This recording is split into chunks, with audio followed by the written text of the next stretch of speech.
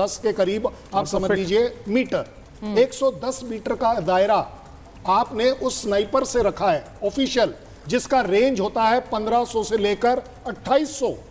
That means कम से कम आप उस एरिया को कवर कर पाए। मुझे लगता है आज की तारीख में अगर इस बात को इवैल्यूएट किया जाए तो इसी तरह जब आप प्राइम मिनिस्टर की बात कर रही थी कि वो एक फ्लाईओवर के ऊपर उनको रुकना पड़ा, वो रुकना प्राइम मिनिस्टर की मर्जी से नहीं होता है। ये सीक्रेट सर्विस करती है, हमारे केस में एसपीजी करती है। वो डिसाइड करती है कि अगर आगे 100 मीटर पर 2 ट्रॉली खड़ी हैं, ट्रॉली खड़ी हैं, तो वो वहां तक नहीं जाएगा, वो पहले रुकेगा और उसको हटवाएगा, जो मर्जी आए करेगा। लेकिन ये डिसीजंस पॉलिटिकल नहीं होते हैं कि फला फला फ्लाईओवर पर जाकर ही हम रुकेंगे और ये ड्रामा करेंगे। आई डोंट थिंक एक प्राइम मिनिस्टर के ऊपर इतनी बड़ी उंगली उठाना शायद ठीक होगा, क्योंकि आप उंगली एक्चुअली एसपीजी पर उठा रहे हैं। हाँ, मैं यही बात कर रही हूँ। और एसपीजी प्रोटेक्टी तो बहुत से लोग रहे हैं इस देश में, अभी भी हैं, जो कि सुशील जी को लीजिए स्क्रीन पर।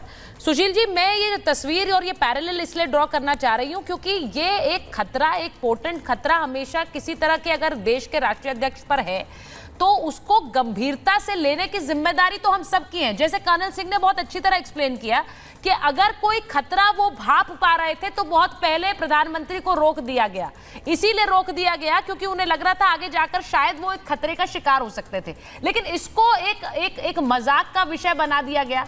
यहां पर ट्रंप पर जो कुछ हुआ, मैं फिर कह रही हूं, जिस तरह से गोली लगी वो उनकी शायद किस्मत ही थी कि वो दूसरी तरफ देख रहे थे और वो बच गए, वरना ये फेटल हो सकता था आज के दिन और हम शायद कुछ और ही खबरों पर चर्चा कर रहे होते आज। ये इंपॉर्टेंट है इस बात की गंभीरता को समझना कि और अमेरिका जैसा देश है जहां पर इतना फ्रीडम है, वहां पर प्रतिद्वंदी एक दूसरे को क्या क्या कह जाते हैं, लोग क्या क्या कह जाते हैं, हम जानते हैं। लेकिन इसके साथ साथ ये बात समझने की जरूरत है कि ये नफरत वाली जो सोच है, this can be very dangerous. एक 20 साल का लड़का उसे कैसे समझ रहा है हम नहीं जानते। नहीं, उसकी भी नफरत आप बिल्कुल ठीक कह रही हैं। सुशील जी, केवल 1.5-2 मिलीमीटर का फर्क रह गया होगा, मुश्किल से 1.5-2 मिलीमीटर का फर्क, इतिहास बदल जाता। इस वक्त आप जैसा कह रही हैं कि हम किसी और चीज का मातम कर रहे होते। ये एक सुखद संयोग है कि वो बच गए और बाल बाल बचे हैं। लेकिन जो बड़ा प्रश्न है वो यही है कि क्या आपने घृणा को इतना बढ़ा दिया है, इतना पंप कर दिया है कि आज लोग इस बात पर आमादा हो गए हैं कि यदि ट्रंप जीतने वाले हैं ये चुनाव तो उनको मार करके उन्हें हटाया जाए, उन्हें जीतने से रोका जाए। और ये उस जगह हो रहा है जो दुनिया का सबसे ताकतवर लोकतंत्र है, सबसे मालदार और सबसे ताकतवर लोकतंत्र है। ऐसी जगह यदि इस तरह की घटनाएं हो सकती हैं या की जा सकती हैं तो हमारे लिए, अपने लिए ये चिंता की बात है, ये पूरी दुनिया के लिए चिंता की बात है। ऐसा नहीं है कि आज शासनाध्यक्ष नहीं मारे जाते। शिंजो आबे के साथ क्या हुआ जापान में? बिल्कुल, वो भी एक पूर्व प्रधानमंत्री थे, छुरा घोंप करके मार दिए गए। आल्डो मोरो के साथ क्या हुआ इटली में? ओलाफ पाल्मे के साथ क्या हुआ स्वीडन में? तो दुनिया में राष्ट्राध्यक्षों को, प्रधानमंत्रियों को, सरकारों के नेताओं को इस तरह मारा जाता रहा है और इसके लिए राजनीतिक हिंसा, घृणा, एक पूरे के पूरे प्रचार तंत्र की इसके अंदर मिली भगत होती है। वो उन्हीं के पार्टी के थे भाई। तो और ये दोधारी तलवार है, अपोजिशन के नहीं थे शासन, ट्रंप की पार्टी के केवल आपके प्रतिद्वंदी को मारेगी, ये आप पर भी आती है।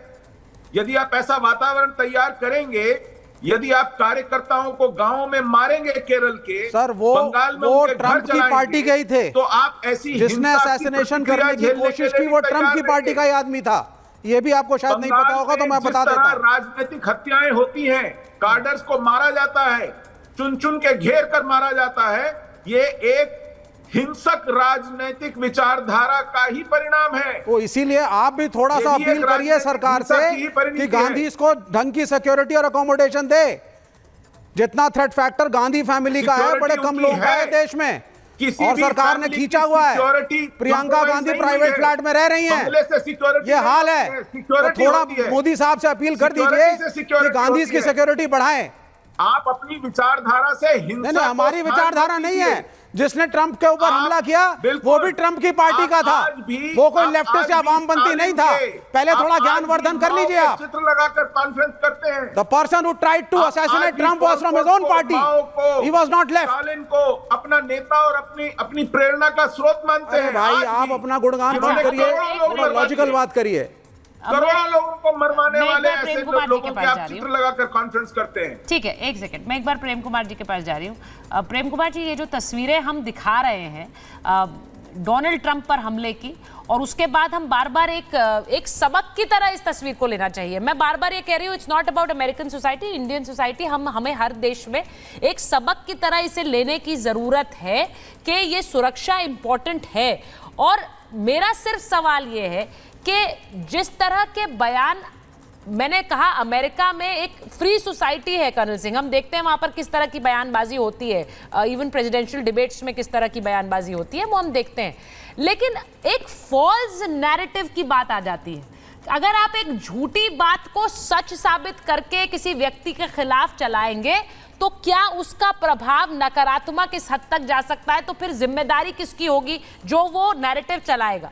अब मैं इसीलिए आपसे पूछ रही हूं प्रेम कुमार जी, ये सवाल बार बार उठता है, संविधान खत्म करने वाली बात, ये संविधान खत्म कर देंगे जब सत्ता में आएंगे, ये जाति को लेकर किस तरह से बार बार आरक्षण छीन लेंगे, ये ऐसी बातें हैं जो भारतीय समाज में, इंडियन सोसाइटी में एक बहुत नफरत फैलाने वाली बात हो सकती है, और उसको फैलाया गया चुनाव में। प्रेम कुमार जी। सुचारिता जी, जो घटना घटी है उसको इस रूप में देखिए, ये कोई भीड़ आक्रमण नहीं कर रही है, ये कोई जनता आक्रोशित होकर के बदला लेने नहीं उतरी है, ये एक साजिशन, एक घटना को अंजाम दिया गया है। तो साजिशन जब जिस घटना को अंजाम दिया जाता है उसमें, और आप जो कह रही हैं कि कोई राजनीतिक डिस्कोर्स होता है, आरक्षण फलना खत्म करना चाहते हैं, संविधान फलना खत्म करना चाहते हैं, वो डिस्कोर्स, उसकी प्रतिक्रिया अगर जनता में होगी तो वो एक अलग किस्म से होगी। वो राजनीतिक अवेयरनेस को आप रोकने के लिए इस घटना का इस्तेमाल न करें। पॉलिटिकल अवेयरनेस चलाएंगे नहीं तो पॉलिटिकल पार्टीज होती किस लिए? कि अगर ये हम लोकतंत्र बचाने वाले हम हैं या लोकतंत्र खत्म पर प्रेम कुमार जी, ये तो विमर्श है ना, ये विमर्श तो होते प्रेम कुमार जी, अवेयरनेस फैलाना है या झूठ फैलाना है? मैं सिर्फ ये पूछूंगी, ये अवेयरनेस फैलाना है कि नरेंद्र मोदी संविधान खत्म कर देंगे, ये अवेयरनेस है या ये झूठ फैलाना है?